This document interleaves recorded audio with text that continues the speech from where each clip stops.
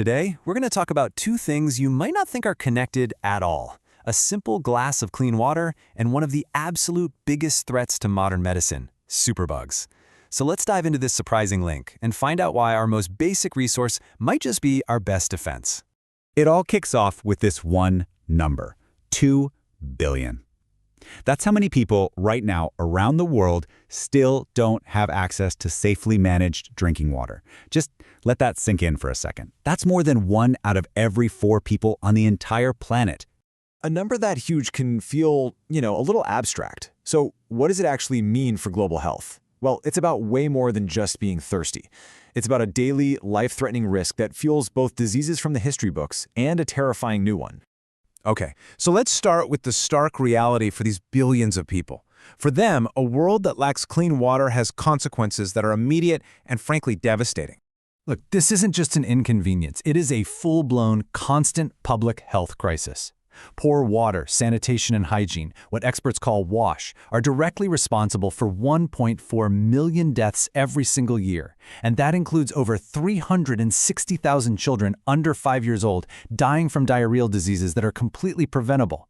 We're seeing huge outbreaks of diseases we thought we had under control, like cholera and typhoid. All because an unbelievable 3.5 billion people don't even have a safe place to go to the bathroom. But here's where the story takes a really modern, kinda scary twist.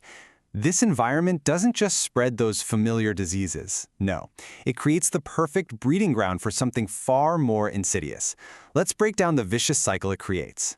This quote from a doctor right on the front lines in Bangladesh. Man, it just says it all.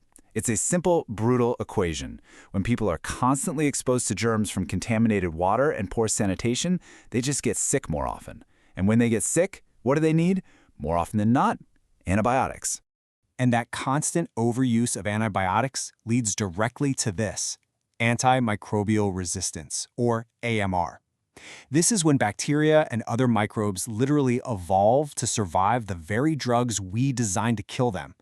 These are the superbugs you hear about in the news, and they threaten to make common infections untreatable. They could undermine everything from simple surgeries to cancer treatments. It's a huge deal. So how exactly does this spread happen so easily? Well, this F diagram gives us a really simple, clear picture. The pathogens, the bad germs, they start in feces. From there, they travel. They travel through fluids, like dirty water, through unwashed fingers, by flies that land on waste, then on food, and through fields where contaminated soil can get on crops. And then a new person gets sick when they eat that contaminated food or drink that water.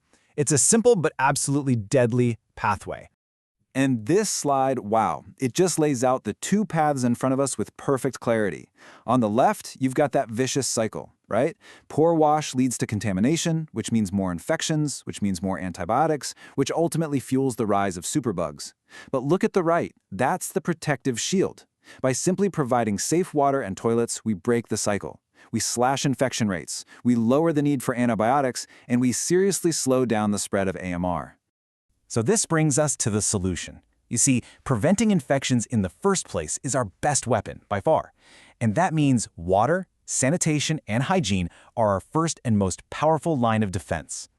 So, does this approach actually work in the real world? Oh, yeah. The evidence is just overwhelming. First, look at this number, 52%. That's how much we can reduce diarrheal illness just by treating water at home and promoting consistent hand washing. More than half the cases, gone, just like that. And it gets even better. Check this out.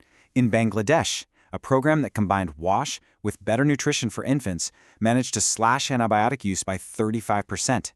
By keeping the babies healthier from day one, they just didn't need the drugs nearly as often. And this isn't just about stomach bugs. Something as simple as promoting proper hand washing can cut acute respiratory infections, things like pneumonia, by 17%. The big takeaway here is so important.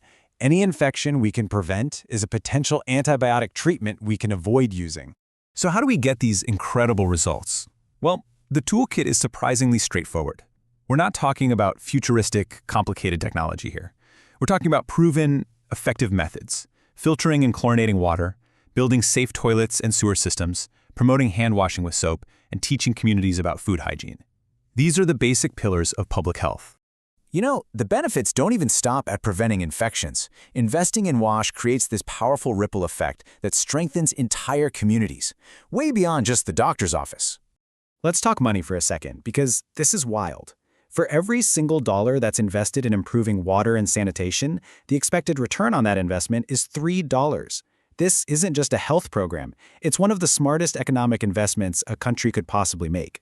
And that $3 return? It comes from everywhere. Healthcare costs plummet.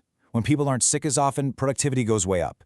Kids can actually go to school regularly. Local economies get a real boost. And, beyond all the numbers, it provides something that's absolutely priceless, an enhanced sense of dignity and a much better quality of life. So as we start to wrap this all up, it becomes really clear that this isn't some impossible problem.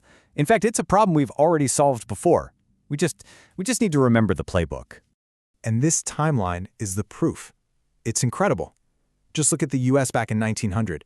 Infectious diseases were the top killers, period. But then, over the next 40 years, there were these huge investments in water treatment and sanitation systems. By the 1950s, diseases like cholera were basically gone. And get this was before most modern antibiotics and many vaccines were even widely available. Our public health was literally built on pipes, not pills. Which leaves us with this final, and I think pretty provocative thought. We often think the fight against superbugs is all about discovering some new, futuristic, powerful drug in a lab. But what if our best, most effective, and most sustainable defense against the untreatable infections of tomorrow is something much, much simpler? What if it's just making sure everyone, everywhere, has access to a clean glass of water?